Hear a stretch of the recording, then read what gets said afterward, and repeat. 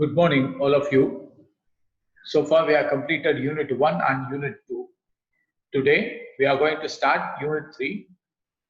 Let me give a basic idea about how the economy should be. So, this is the title of the unit, Performance of an Economy. After this session, one can able to answer these questions. That is, in this class, I'm going to cover these topics. What do you mean by performance of an economy? What are the economic performance try to mean? Is that why we have to measure this performance of economy? Whether it is important to measure it, and what are all the key economic indicators that we have to discuss in our syllabus, and which is considered to be the best measure of performance of economy, and what is the economic performance of the country, and how we can identify a good economy, what is the symptoms or sign, all these things that we'll discuss, and what is the changes result in economic growth. Finally, whether GDP is important. GDP means gross domestic product, and what are all the positive effects of economic growth. These are the topics that we are going to complete today. Let's start with what do you mean by performance of an economy? The performance of an economy usually assesses in terms of achieving how the economic objectives are reached. What is a target for the economy in order to fulfill the economic requirement? The objective may be long run or a short run. If you take a long run, means a sustainable growth or economic development or economic growth, all these things coming under a long term objective.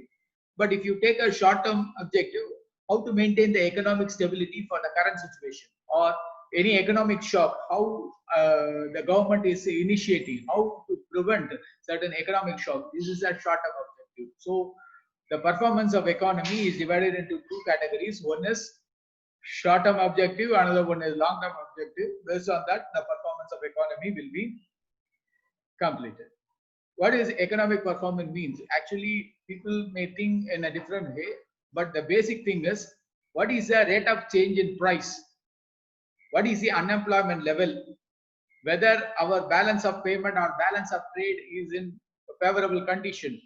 How to fix the asset price? All these things are coming under the economic performance. So it's nothing but the economic performance is everything about the economy. Right from regional growth, income inequality, all the things will come under. So mainly the rate of change in price, unemployment, inflation, these are the factors which could be included in economic performance. Now let's move to how the performance of economy is measured. There are varieties of methods to measure, but usually people will go for the gross national product, that is GNP. But in order to get the gross national product, first we have to calculate the gross domestic product. As you know, any sector, any economy is divided into three sectors. One is primary, secondary, and tertiary. That is agriculture sector, industrial sector, and service sector. The aggregation of output is called gross domestic product. If you add the export and subtract the import, then we can get the gross national product. This is way we have to measure the performance of an economy. But the gross domestic measure, the value, not only the goods, but also the services should be included. Because the doctor profession or any service, teacher, all these things, these should be included in the service.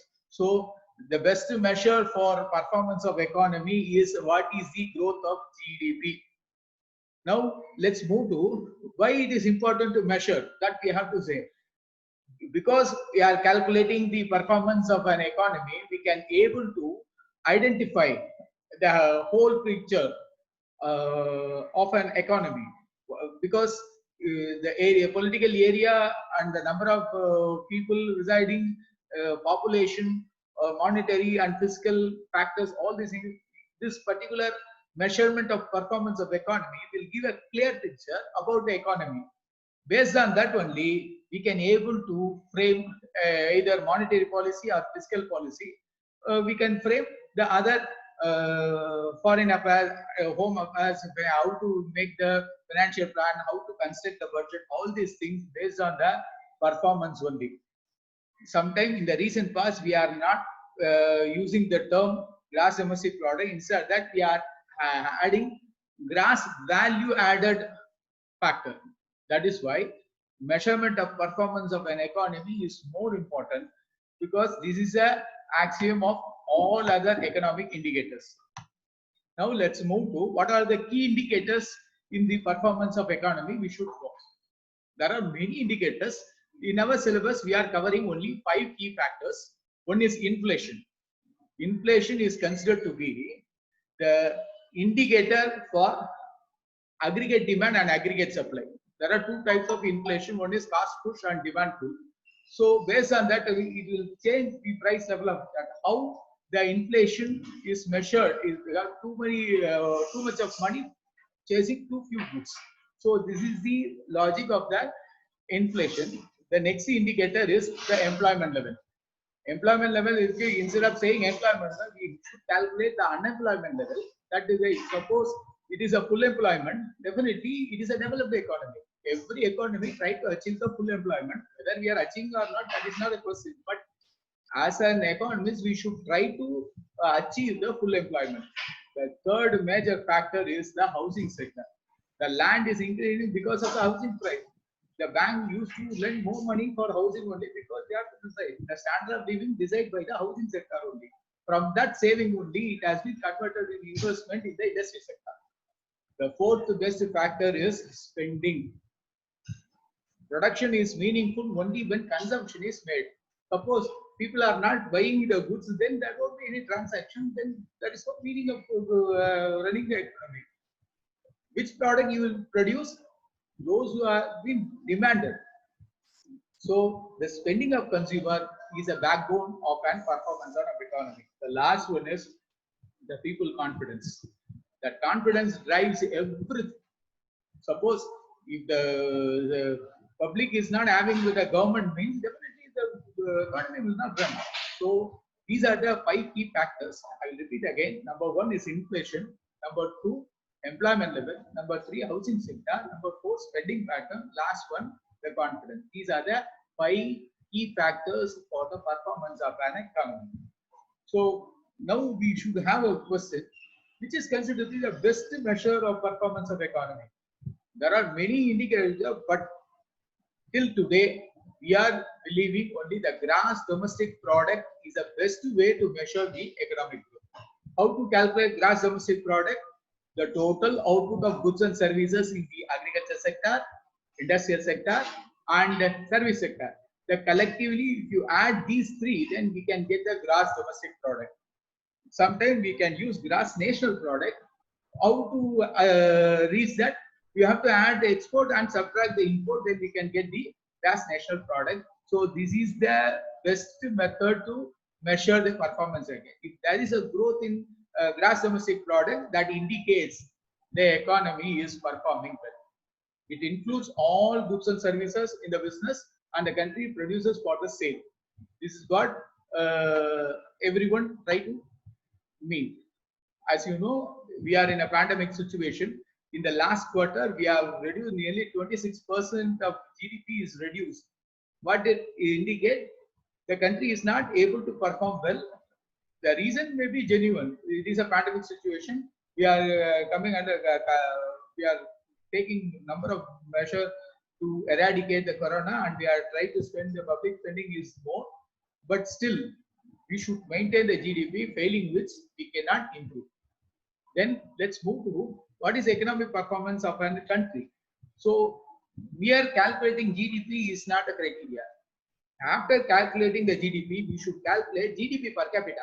That means individual income is the right measurement for measuring the standard of living. If the people are having high standard of living, that indicates that is a good economic performance in the country. So how to calculate that? The GDP by population. So not only the GDP, now we have to take the income level. mere calculating a physical unit is not right. Either in an expenditure way or in an income way, we should calculate GDI, that is gross domestic income. If the gross domestic income of an individual is increasing, that indicates he will lead a good standard of living. The economy is getting up. So for that, we have some symptoms or sign for a good economy.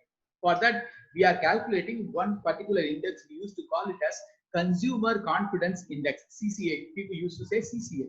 It is considered to be the most accurate indicator compared to any other economic indicators, because how the consumer are feeling about the economy, that particular indicator will give.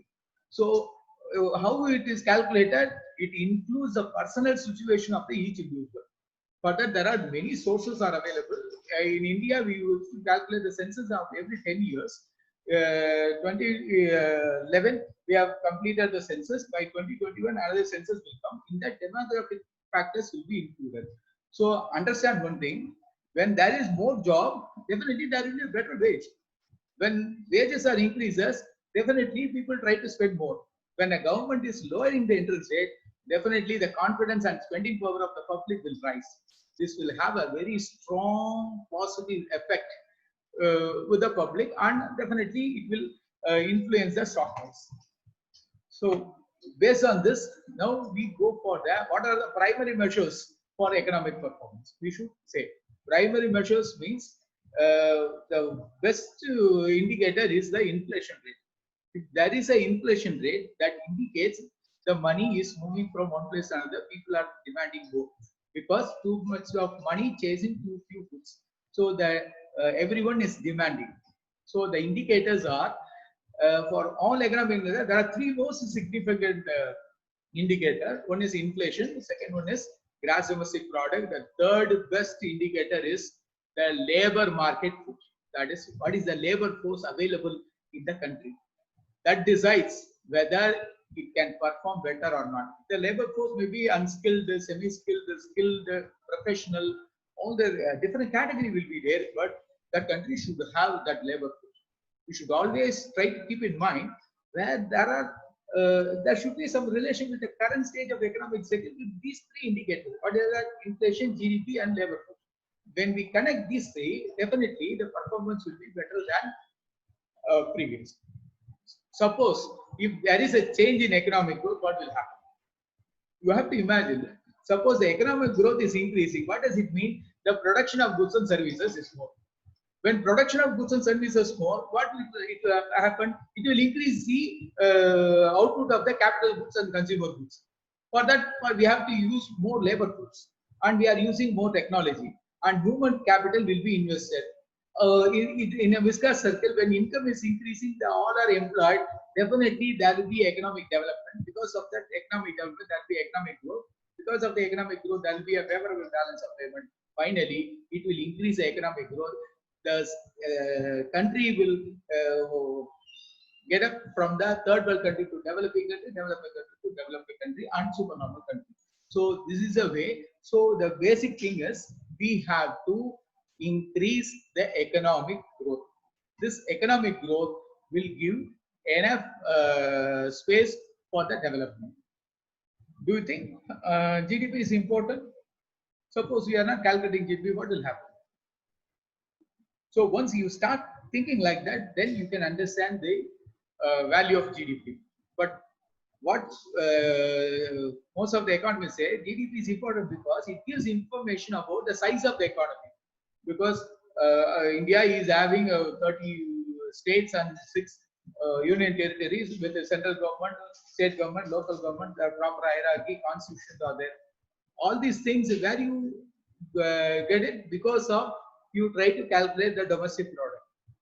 How the economy is performing, we can easily identify once you start calculating the GDP, because it includes what is the output of the agriculture and agro-based industries and service sector. Service sector not only limited on all type of service sector, because it's a service product.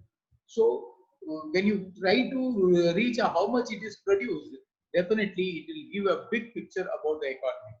When there is a growth rate in a real GDP, it is often used as an indicator for the how to improve the health system of the economy also. In broad terms, we may say the increase in the real GDP is it's a good sign for an economy whether it is doing well or not. So there are some positive effects of economic growth. We may say definitely because of the economic growth, the higher average income will be there. The average income of the individual will increase when there is a economic growth. What will do when there is a higher average income? The economy will enable the consumer to consume more goods and services. Because of the consumption of more goods and services, they will enjoy a better standard of living. Once we reach a better standard of living, the economic will give provision for research and development. New innovative product will come. The technology will be in the scene. Definitely, people will be in the comfort zone. So the economic growth during 20th century is a major factor reducing lot of economic negativity will be erased. Especially in 20th century, we have eradicated the poverty. If you take in the earlier stage of 20th century, the poverty line is very high. Now it is not. Why? Because we improve the economic growth. With this, I am completing today's class. It is only an introductory part for the performance of economy. Tomorrow, let me start with the aggregate demand and aggregate supply. We used to call it as macro aggregates. This is only a basic that I have given, some basic idea I have given. With this, if you have any doubt, you can ask me. The possible question are: what is economic performance? Why it is measured? What is the importance of GDP? How to calculate GDP and GNP? These are the possible Section A questions you can expect. If you have any doubt, you can ask me.